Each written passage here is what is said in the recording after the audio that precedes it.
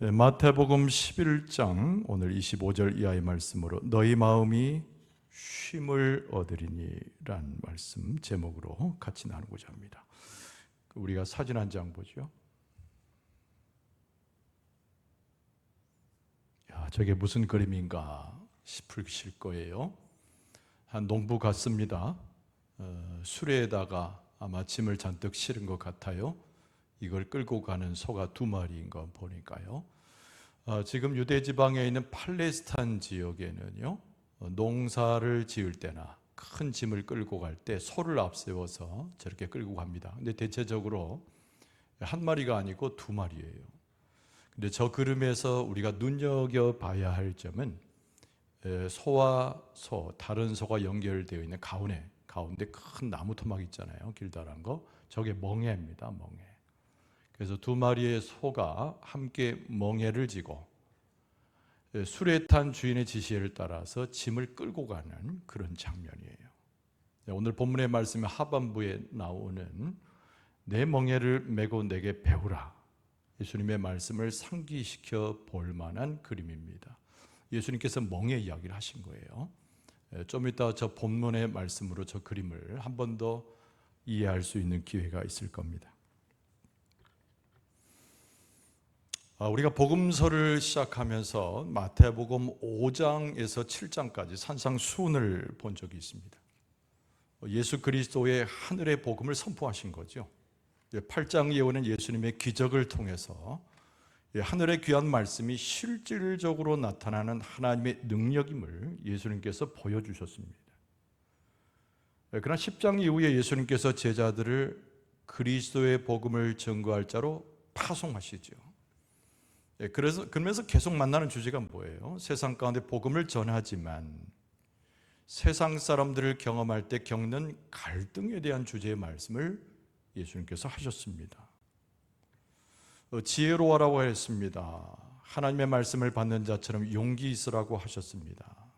그러나 갈등을 피할 수 없는 것은 복음을 증거하는 자가 반드시 만나는 장애물 같은 것이기 때문에 그렇죠. 오늘 본문의 말씀도 그 주제가 계속 이어집니다. 예수 그리스도의 복음을 세상 가운데 선포하는 선교 속에 갈등이 있다는 거예요.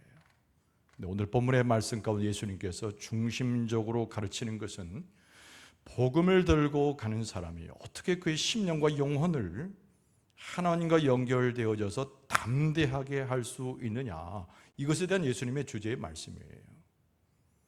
우리도 사람이잖아요. 그리스도의 복음을 받고 살아가는 자지만 사람이잖아요. 우리는 연약합니다. 세상에서 환난을 만나고 갈등과 고통을 경험하게 되면 흐트러져요. 예수님께서 그것을 염려하셨던지 보내는 제자들에게 말씀하시면서 갈등과 어려움을 만날 때 무릇 우리의 마음 그리고 우리의 영혼을 지키는 방법을 예수님께서 일러주신 것입니다. 일종의 축복의 말씀이기도 해요. 우리가 너무나 잘 아는 말씀이 오늘 본문 중에 나옵니다. 쉼이라고 하는 낱말을 눈여겨볼 수 있겠죠. 근데 단순한 육체적 쉼일까요? 아니면 정신적으로 잠깐 안유하는 것일까요? 예수님께서 말씀하신 쉼은 매우 영적인 쉼입니다. 그래서 우리의 영혼의 쉼이라고 할 수가 있겠지요. 여러분, 아까 드린 말씀처럼 우리는 굉장히 연약합니다. 세상에서 여러 가지 일을 만나면 몹시 불안해하는 심령이 우리의 모습이에요. 사람들은 저마다 자기의 불안을 떨쳐버리는 방법을 동원합니다. 우리가 흔히 당신의 취미가 뭐예요? 라고 물으면 보통 거기에 있다 있지요. 음악을 들어서 불안한 마음을 좀 잠재우려고 한다든가, 또 어떤 사람은 음식을 좋아해서 음식 먹는 순간 잠깐 잊어버리려고 합니다. 운동이라든가 여가 활동을 통해서 심령의 불안이나 어려움들을 극복해 보려고 노력을 하죠. 때로는 도움이 됩니다. 그러나 오늘 본문의 말씀에 나와 있는 영혼의 갈등을 경험할 때, 영혼의 난조 속에 어려움 속에 처할 때 앞에 열거한 여타의 방법들은 이 영혼의 갈등과 고통의 문제를 사실은 전혀 해결해 주지 못합니다. 치유하지 못하는 것이죠. 온전하게 우리의 영혼을 지켜주지 못합니다.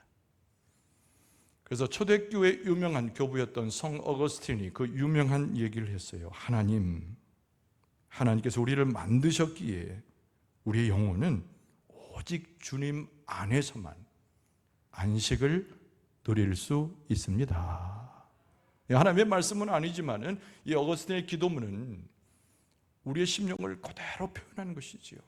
하나님이 우리를 지으셨으니까, 우리의 영혼을 주님께서 인도하시니까 우리의 영혼의 쉼은 오직 하나님께만 있습니다 라고 하는 선언적인 그의 기도문입니다. 오늘 예수님께서 직접 제자들에게 이 본문을 대하고 있는 우리들에게 말씀하십니다.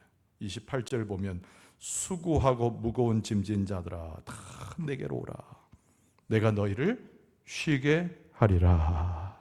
우리의 삶 속에서 육체적인 것, 정신적인 것 말고도 넘어서서 영혼의 쉼을 얻고 싶으면 오늘 말씀에 의해서 초청하신 예수님 앞에 나아갈 수 있어야 되겠지요. 예수 그리스도를 통해서 우리가 얻을 수 있는 참된 하나님의 안식과 쉼을 얻을 수 있다. 이것이 오늘 본문의 말씀의 가장 중요한 주제이고, 예수님께서 복음을 위해서 파송시키는 제자들에게 당부하셨던 예수님의 말씀의 핵심입니다. 자, 오늘 본문의 말씀은 몇 개로 조금 나눠서 볼 수가 있는데, 예수님의 이 말씀은 어디에 근거하고 예수님께서 선포하셨던 이 말씀은 어디에서부터 출발되신 것인가를 먼저 봐야 돼요. 여러분, 첫 번째는 하나님 아버지의 뜻에 오늘 본문의 말씀을 대하고 있는 우리는 집중해야 되는 거예요. 항상 우리의 신앙은 어디에 맞춰져 있어야 되냐면 하나님께, 그것도 하나님의 뜻에 맞춰져 있어야 됩니다. 뭐 따라서 할까요? 하나님 아버지의 뜻에 집중해야 합니다. 오늘 예수님께서 25절 말씀에 기도문에 가까운 이야기로 설명하셨어요. 그때 예수께서 대답하여 이르시되 천지의 주제이신 아버지여, 이것을 지혜롭고 슬기 있는 자들에게는 숨기시고 어린 아이들에게는 나타내심을 감사하나이다. 예수님의 기도문인데 이 말이 결국은 제자들에게 권고의 말씀이 되는 것이죠. 예수님께서 하늘을 우러러 하나님을 뭐라고 고백했을까요? 그대로 나와 있는 대로 천지의 주제이신 아버지, 이렇게 하나님을 불렀습니다. 천지가 뭐예요? 하늘과 땅이잖아요. 온 우주 만물을 말합니다. 예수님께서 하나님을 뭐라고 고백했냐면 하늘과 땅, 온 세계, 우주 만물을 주관하시는 하나님이요, 이렇게 부른 것이죠. 여러분, 영원 전부터 영원 후까지 모든 세계에 우리의 힘이 미치지 않는 곳까지 다 주관하시는 분이 하나님이세요. 믿습니까? 이 믿음이 굉장히 중요한 거죠. 예수 그리스도께서 고백하고 계시니까. 근데 그 모든 위대한 그 하나님은 온 우주를 통제하시고 이 세상에 있는 사람들의 삶을 살피시고 관장하시는 분이다. 예수님께서 그것을 마음에 두시고 하나님을 그렇게 부른 거예요. 천지의 주제이신 권세자요, 주관자요, 우리의 생명을 인도하신 유일한 분인 아버지 하나님이요, 이렇게 예수님께서 부르신 겁니다. 그리고 하나님을 불렀을 때 막연하게 부르신 것이 아니라는 것을 우리가 기억할 필요가 있어요. 여러분, 하나님은 영이시고 우리는 육체이지만 하나님과의 접합점을 찾을 수 있기 때문에 하나님을 막연하게 부른 것이 아닙니다. 하나님은 저 멀리 세상 끝에 그 어느 곳에 계시는 뭔가 영롱한 분위기 속에 있는 어떤 하나님, 그건 이방 사람들이 하는 얘기예요. 자기 귀신이나 우상신을 이야기할 때 하는 얘기고, 우리가 가는 믿음의 하나님 아버지는 실질적으로 경험될 수 있는 하나님 아버지인데, 예수님께서 말씀하시길 천지를 주관하시고 우리의 삶을 인도하시고 우리와 함께 하시는 하나님, 그 하나님께서 예수님과 함께하는 제자들 그리고 모든 일을 살피셨다는 것이 전제되는 예수님의 말씀인 거예요. 그 영이신 하나님이, 그 위대한 하나님이, 엄청난 그 하나님이 우리 가운데 오셨다는 겁니다. 그리고 하나님 당신의 말씀과 그 뜻을 우리에게 보이셨는데, 오늘 본문의 말씀에는 나타내셨다, 이렇게 말씀했어요. 여러분, 우리는 하나님을 어떻게 경험합니까? 천지의 주제이시고 우리가 감히 갈 수 없는 그 위대한 보좌에 앉아 계신 하나님을 어떻게 경험합니까? 하나님이 나타내셨을 때, 그 뜻을 보이셨을 때 어떻게 경험합니까? 유일하게 우리 가운데 오신 예수 그리스도를 통해서 하나님의 말씀과 하나님의 놀라운 능력과 섭리하심을 경험하게 될 줄로 믿습니다. 결국 예수님께서 여기서 강조하시고자 했던 것은 천지의 주제이시고 모든 주관자이신 하나님께서 예수님 당신을 통해서 우리에게 모든 것을 나타내셨다고 하는 말씀을 예수님께서 강조하신 말씀입니다. 그래서 예수님께서 뭐라고 말씀하셨냐면은 하나님께서 나타내신 그 모든 말씀과 그 하나님의 대단한 일들은 누구에게 보이셨냐면은 이런 사람들에게는 나타나지 아니하시고 이런 부류의 사람들에게만 보이셨다고 강조하셨어요. 여러분 25절 중반절에 보면 이것을 지혜롭고 슬기는 자들에게는 오히려 숨기셨다고 되어 있습니다. 그런데 이 말씀을 그대로 이야기하면 상당히 박식한 사람들, 현명한 사람들, 뭔가 지혜롭게 행할 사람들 하나님이 무시했다는 뜻인가? 그런 표현이 아닙니다. 이 말씀은 하나님의 지혜로서가 아니고 하나님의 뜻을 찾아가지 아니하고 하나님의 행하신 일에 관심이 도무지 없으며 인간적인 지혜와 방법으로만 삶을 살아가는 사람들을 이렇게 말씀한 거예요. 겉으로는 지혜로워 보이고 겉으로는 슬기 있는 자들처럼 보이지만 하나님의 말씀도 없고 하나님에 대한 관심도 없고 신앙도 없는 그 사람들에게는 하나님께서는 도무지 나타내지 않으셨다는 말씀입니다. 그럼 누구에게 나타나셨어요? 여기서 어린 아이들이 언급됩니다. 25절 하반절에 어린 아이들에게는 나타내심을 감사하나이다. 엊그저께 우리가 어린이집을 지내서 어린이를 생각하기 쉬운데 이 말씀은 여기서 말하는 어린아이는 연령으로 어린 아이들을 가르치는 것이 아닙니다. 자기의 부족함을 경험하고 고백하는 사람들이에요. 하나님의 역사와 하나님의 만져주심 이외에는 내가 살아갈 수 없음을 고백하는 어린이, 그러니까 어리석다라고 판단하여서 하나님 앞에 엎드려진 자들에게만 하나님 당신의 위대한 것을 나타내셨다는 거죠. 근데 누구를 통해서? 아까 드린 말씀처럼 예수 그리스도를 통해서 어린아이와 같이 어리석다고 말하고 연약하다고 말하고 하나님의 뜻이 아니면 역사가 아니면 살아갈 수 없다고 말하는 자들에게 하나님 당신을 나타내 주신 줄로 믿습니다.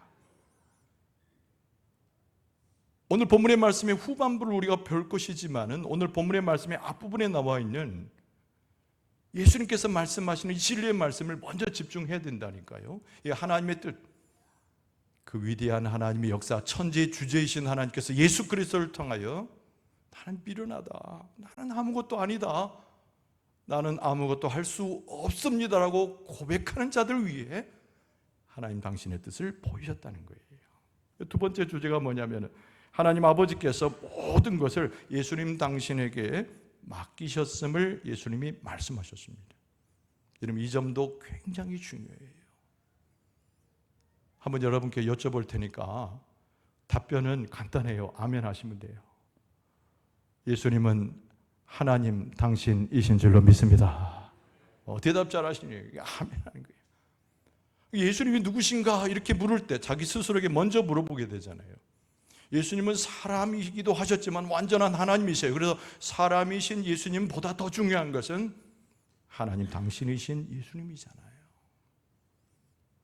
근데 오늘 예수님께서 말씀하시기를 천지의 주제이신 하나님께서 모든 것을 내게 다 맡기셨다 이렇게 말씀하셨어요. 예수님이 하나님이심을 드러내는 예수님의 고백적인 권고와 기도의 말씀입니다. 27절을 보시면 내 아버지께서 모든 것을 내게 주셨으니 아버지 외에는 아들을 아는 자가 없고 아들과 또 아들의 소원대로 계시를 받는 자 외에는 아버지를 아는 자가 없느니라.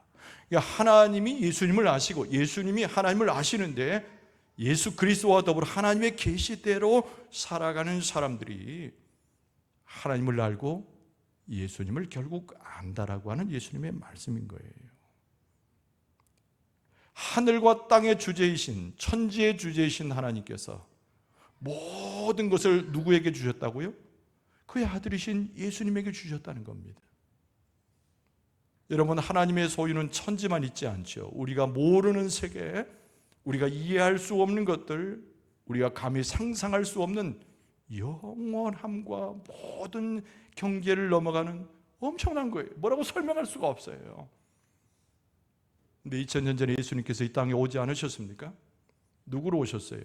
빌립보서의 말대로 하나님의 본체이신데 예수님께서 하나님 되심으로 오신 줄로 믿습니다. 그걸 예수님께서 뭐라고 설명하셨냐면은 온 천지의 주제이신 하나님께서 온 천지에 우리가 경험하고 볼 수 있는 세계를 전부 다 예수님 당신에게 주셨다는 말입니다. 그래서 27절에 내 아버지께서 모든 것을, 이 세상에 속한 모든 것을, 이 세상에서 경험될 수 있는 모든 것을, 이 세상 가운데 하나님을 알 수 있는 모든 길을 예수님께 주셨다는 말씀이에요. 예수님께서, 하나님께서 기꺼이 드러내십니다. 우리는 하나님을 알 길이 없잖아요. 얼마나 연약하고 미련한 인간입니까? 그러나 하나님의 위대함과 그의 역사하심과 다스리심과 우리와 함께 하심을 어떻게 경험해요? 모든 것을 다 가지고 오신 예수 그리스도를 통해서 2000년 전에 우리의 몸을 입고 오신 예수 그리스도, 지금도 살아계셔서 하나님의 우편에서 우리를 기르시고 지금도 우리와 교통하시고 인격적으로 대화하시고 함께 하시는 예수님을 통해서 우리가 하나님을 경험하고 하나님을 경배하는 줄로 믿습니다.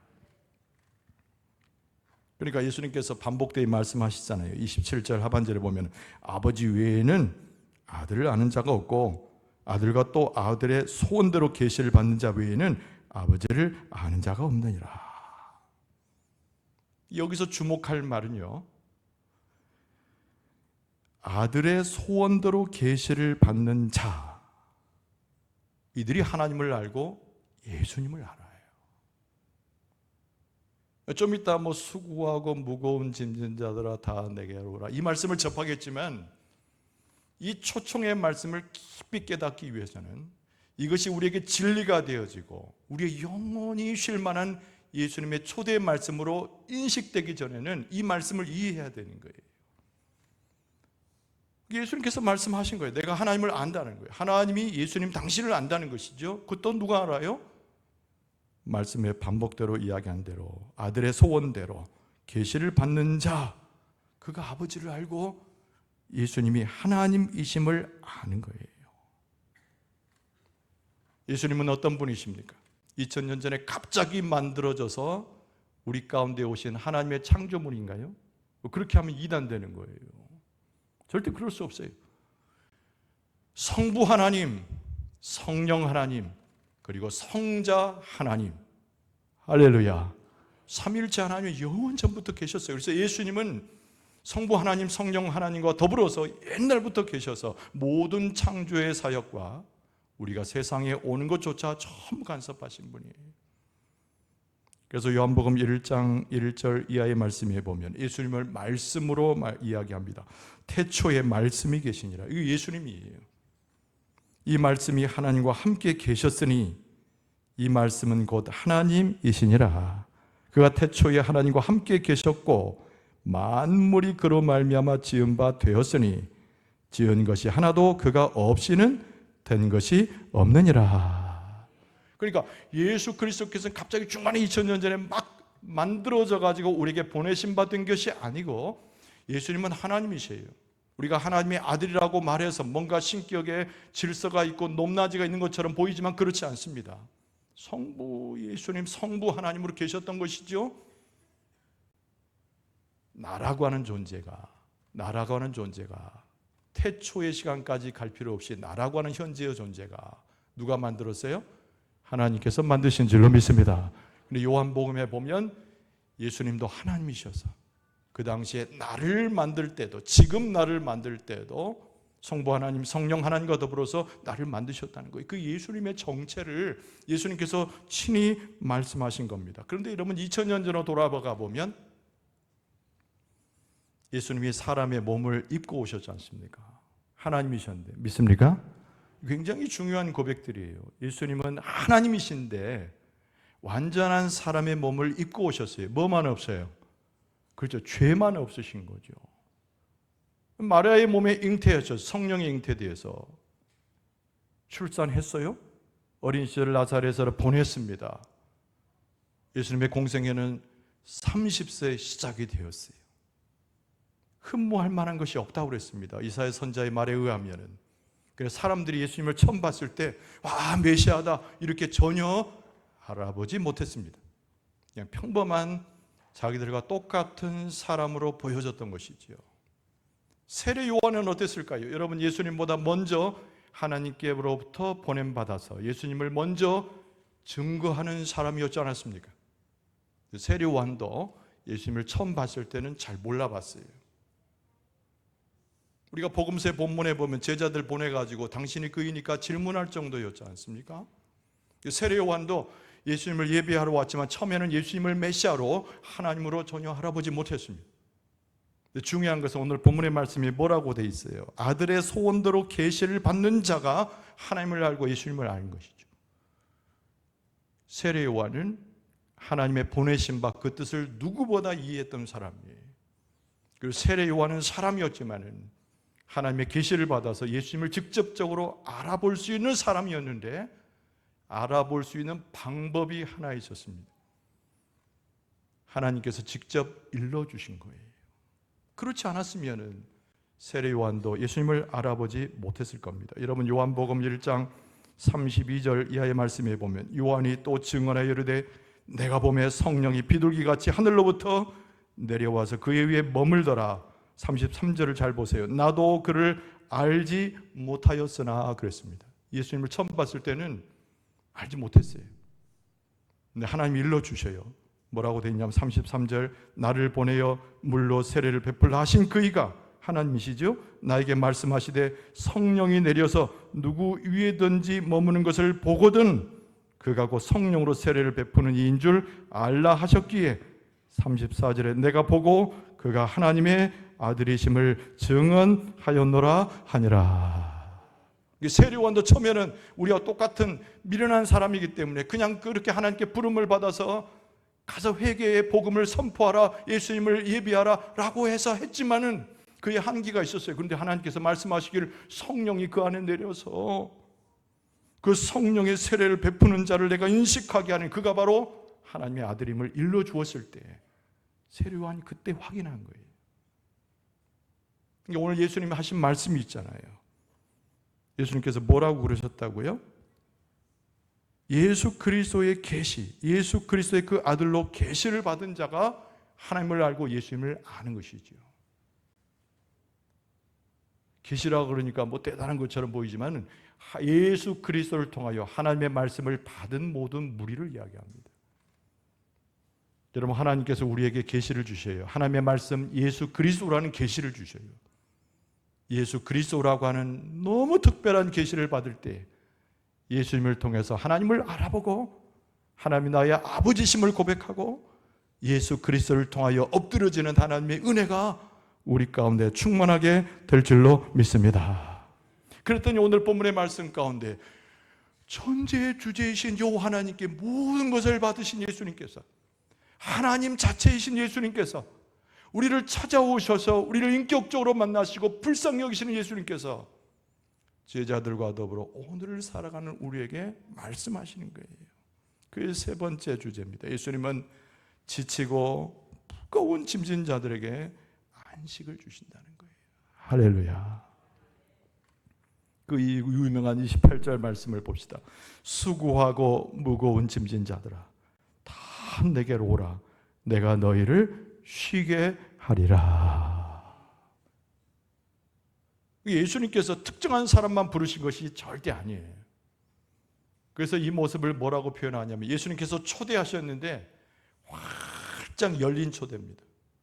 경건한 사람들이여 내게 오라. 똑똑한 사람들에게 내게 오라. 하나님 앞에 예물을 많이 바쳤던 사람들 내게 오라. 종교 지도자들과 바리새인들 내게 오라. 예수님 절대 그렇게 얘기하지 않으셨어요. 오히려 누구를 부르세요? 수고하고 무거운 짐진 자들아 오라 그런단 말이에요. 예수님 앞에 나아갈 수 있는 사람의 자격이 우리가 상상했고 생각했던 것과 전혀 다르죠. 오늘 예배 오기 전에 좀 피곤하셨으면 좀 곤고한 때문에 어제와 오늘 일로 속상하셨다면 조용히 마음으로 손드세요. 진짜 손들지 말고 마음으로 손들어. 예수님께서 초대하실 때 초대장 받고 들어온 자격을 갖고 오신 분이에요. 예수님께서 그 열린 초대를 하고 계시는 겁니다. 그래서 예수님 당신이 뭐라고 말씀하세요? 마음이 온유하고 겸손하다는 거예요. 29절 상반절에 나는 마음이 온유하고 겸손하니 저 뒤쪽에 보면 그리하면 너희 마음이 쉼을 얻으리니. 예수님께서 뭐라고 말씀하셨냐면 예수님 당신의 성품을 이야기하는 듯 또는 이것이 예수님의 정체를 말씀하시는 것이기도 합니다. 온유하고 겸손하다고 할 때 이 온유라고 하는 것은 부드럽다는 차원을 넘어서서 하나님의 뜻을 받들어서 이 땅에 오셔서 그 뜻이 이루어지게 한다는 뜻입니다. 근데 두 번째 의미가 뭐예요? 겸손하다 그랬어요. 겸손. 예수님이 겸손하다 그랬어요. 수고하고 무거운 짐진 자들을 받아들일 때 예수님의 품성과 마음이 겸손하다 그랬어요. 이 겸손하다는 것에 어원적 의미가 있어요. 땅으로 계속 내려간다는 의미입니다. 그게 겸손이에요. 예수님이 누구세요? 2000년 전에 뚝딱 오신 어떤 사람이 아니라 하나님이셨다니까요. 하늘의 보좌에 계셨던 분입니다. 영광을 받으셔야 했습니다. 온 세계 만물과 오늘을 살아가는 나라와 우리를 만드신 분이에요. 하나님이셔요. 근데 그 하늘의 보좌를 버리시고 어디로 내려오셨어요? 낮고 낮은 땅으로 내려오셨지 않습니까? 그 예수님께서 말씀하시는 거예요. 나는 겸손하다. 땅으로 낮은 자리로 내려온 자라고 하는 것을 예수님께서 말씀하신 거죠. 여러분, 하나님 그러면 이스라엘 백성들이 무척 두려워했습니다. 하나님 그러면 부담스러운 존재예요. 왜 그런 줄 아십니까?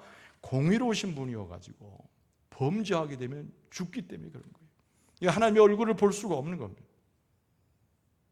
그러나 하나님께서는 누구를 보내셨어요? 예수님을 보내신 거예요. 근데 그 예수님은 이스라엘 백성들이 생각하는 그런 험악하고 공의 가운데 징벌하는 하나님의 모습이 아니고 하나님의 사랑의 메시지, 하나님의 구원의 메시지를 가지고 오셔서 낮고 낮은 겸손한 모습으로 우리 가운데 오신 예수님인 거죠.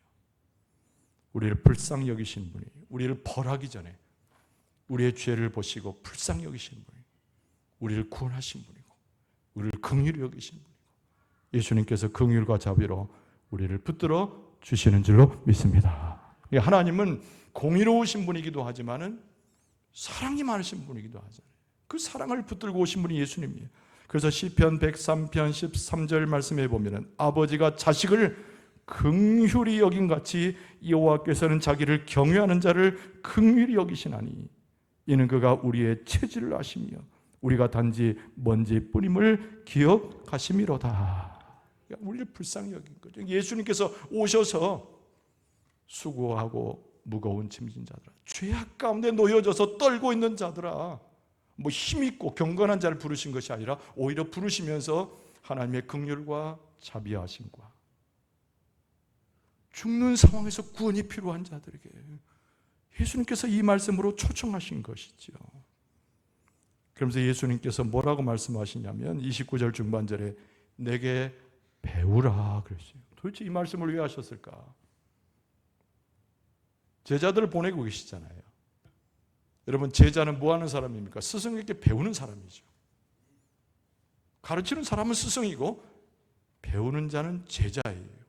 예수님께서 수고하고 무거운 짐진 자들 세상 가운데서 갈 길을 알지 못해서 무지하여서 세상에서 죽어가는 자들에게 선포하신 겁니다. 나의 제자가 되라는 거죠. 예수님의 제자가 되라는 거예요. 예수님의 긍휼을 알고 하나님의 사랑을 배우고 천국의 비밀을 깨닫고 생명의 길로 걸어갈 수 있는 그 길을 배우는 예수님의 제자가 되라는 거예요. 우리 이미 제자가 되었잖아요. 다시 확인해야 됩니다. 예수님의 초청 앞에 내가 나아갈 때 우리는 예수님의 제자가 되고 배운 바 진리를 알고 생명의 길을 걸어가게 될 줄로 믿습니다. 그랬더니 예수님께서 멍에를 맨다는 말씀을 문득 하시는 겁니다. 아까 처음에 소그림 봤잖아요. 그걸 상상하면서 예수님의 말씀을 이해할 수 있어야 됩니다. 예수님께서 뭐라고 말씀하세요? 30절에 이는 내 멍에는 쉽고 내 짐은 가벼움이라 하시니라. 멍에를 메고 내게 배우라 그러시면서 30절 말씀에 내 멍에는 아주 쉽다라고 말씀하시고, 소가 끌고 있는 그 짐, 소처럼 그 짐을 끌고 있는 너희, 나와 함께 멍에 메고 가면 아주 쉬워질 것이다, 이 말씀을 하는 거예요. 도대체 이 말이 무슨 말인가? 알 듯 모를 듯 이해가 되질 않아요. 아까 그림 잘 상상해 보세요. 수레를 끌고 가고 있는 두 마리의 황소를 기억해 보시란 말이에요. 얼마나 짐이 무겁고 크면 소 두 마리를 끌고 가겠어요. 근데 소의 속성이 있습니다. 두 마리가 짐을 끌고 가기 위해서, 수레를 끌고 가기 위해서 둘이 만나잖아요. 그러면 서로 얼굴을 이렇게 본대요. 우리는 확인 못해도 소 전문가들이 하는 소리예요. 이렇게 보면 서로 얼굴을 보고 뭘 하나 딱 판단한답니다. 잘생겼다 못생겼다가 아니고 누가 대장인가 판단하는 거예요. 두 마리가 앞에서 끌고 가도 둘이 똑같은 힘의 균형을 이루어서 가는 것이 아니에요. 한 마리가 대장이 되어가지고 두 마리의 소 중에 한 마리가 대장이 되어가지고 쫄병된 한 마리를 끌고 가는 겁니다. 보기에는 비슷하게 가는 것 같아도 그렇지 않아요. 두 마리가 흩어지지 않기 위해서 농부가 설치해 놓은 것이 멍에입니다. 아까 말한 대로 두 마리의 등 위에다가 큰 나무가 연결되어 있잖아요. 나무통이, 그게 멍에예요. 근데 예수님께서 뭐라고 말씀하셨냐면은 내 멍에를 메고 내게 배우라는 겁니다. 예수님과 함께 우리가 멍에를 지는 겁니다. 옛날에는 나 혼자 짐을 끌어야 했어요. 옛날에는 세상 짐과 고통을 내가 감내해야 했어요. 내 삶의 수고로움과 나를 지옥으로 이끌어가는 듯한 그 고통을 내가 스스로 감내해야 됐다니까요.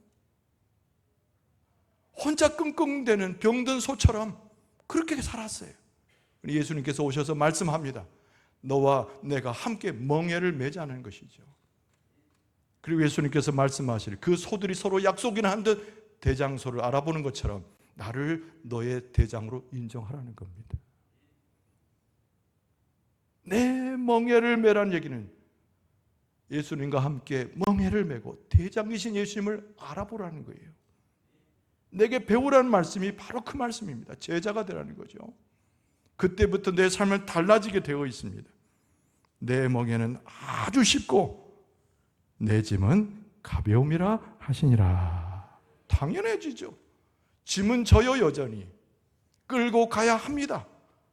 그러나 예수님께서 나의 대장 되시고, 예수님께서 나를 이끌어 가시고, 내 생명의 주가 되시고, 하나님으로부터 받은 모든 권세를 가지고 나를 이끌어 가시니 내 멍에는 쉽고 예수님과 함께 지는 짐은 없는 듯 있는 듯, 그 짐은 아주 쉬운 가벼운 짐이 되는 줄로 믿습니다. 예수님께서 이 말씀을 하셨을 때 한 가지 더 생각해 보면, 그 당시에 사람들이 짊어졌던 신앙적 짐이 무엇이었을까요? 육체의 짐, 세상에서 일을 하다가 지는 짐도 있지만 신앙적 짐도 굉장히 많았어요. 율법이죠. 율법은 사람을 구원하는 줄 알았지만 율법은 큰 짐이 되어서 오히려 율법 앞에 유리방황하는 사람들이 대부분이 되었어요. 아무도 그 율법으로 하나님 앞에 구원받은 자가 없었다는 것이죠. 율법으로 얽매입니다.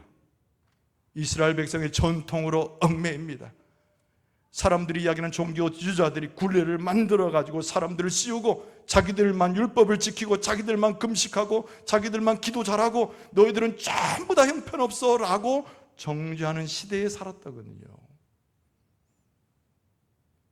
예수님께서 그 짐을 대신 져주는 겁니다. 많은 사람들이 교회를 오해하는 사람들이 있어요. 교회 가면 이것도 해야 되고 저것도 해야 되고 의무에 시달릴까 봐 교회가 각종의 껍질을 가지고 사람을 얽매인다고 생각하는 사람들도 있어요. 그러나 교회의 주인은 누구신가요? 멍에를 메고 가신 분이 누구인가요? 짐을 이끌어 가신 분이 누구인가요? 우리 대장 예수 그리스도이신 줄로 믿습니다. 예수님께서는 우리가 넘어질 때 우리를 일으켜 주시는 분이고, 상처받을 때 씻어주시는 분이고, 우리가 넘어졌을 때 영혼의 안식을 주신 분이 우리 예수 그리스도이신 줄로 믿습니다. 그러니까 우리가 교회의 또 하나의 짐을 율법처럼 여길 필요 없어요. 그렇게 생각할 필요 없습니다. 예수 그리스도와 함께 멍에를 지고 내 짐을 이끌어 가시는 주님을 따라서 제자의 삶을 살게 되면 예수님께서 초청하여 우리에게 약속하시는 쉼을 얻게 될 줄로 믿습니다. 여기서 쉼이 무슨 뜻인지 아십니까? 어원적인 의미에 들어가면 아무것도 없는 상태예요. 그동안 무거운 짐 때문에, 장애 때문에 힘들어 했는데 아무것도 아닌 것처럼, 다 없어지는 것처럼 우리의 짐을 전부 가져가신 분이 예수 그리스도인 줄로 믿습니다. 이게 바로 안식이라는 거예요. 이게 바로 그리스도의 십자가와 그 구원의 은총이라는 겁니다. 수고하고 무거운 짐진 자들아 다 내게로 오라. 내가 너희를 쉬게 하리라. 이 예수님 말씀을 꼭 기억하세요. 말씀을 정리합니다. 그리스도 밖에 있는 자들은 안식을 찾을 수 없지요. 세상의 각종 방법으로는 영혼의 안식을 찾을 수 없기 때문에 우리는 예수님을 쫓아가고 그 안에 있어야만이 안식을 누리는데, 육체적인 정신적 안식이 아니라 영혼의 안식을 누릴 수 있었습니다. 하나님의 뜻을 알고 하나님의 나타내심을 받을 수 있는 어린아이와 같이 나를 낮추고 겸손하고 무력하다 고백하고 하나님을 신뢰하게 되면 예수님을 통해서, 예수님의 능력을 통해서 하나님께서 당신의 뜻을 나타내시고 보여주실 줄로 믿습니다. 수고하고 무거운 짐진 우리 것이 아니에요. 벗어야 합니다. 예수 그리스도를 통해서 내 멍에는 쉽고 내 멍에는 가벼우니라. 할렐루야. 예수 그리스도를 쫓아가서 주님과 동행하여서 안식을 누릴 뿐만 아니라 믿음의 성공을 이루어 주님의 나라를 바라보는 여러분과 저의 모습 되어줄 수 있기를 주의 이름으로 축원합니다.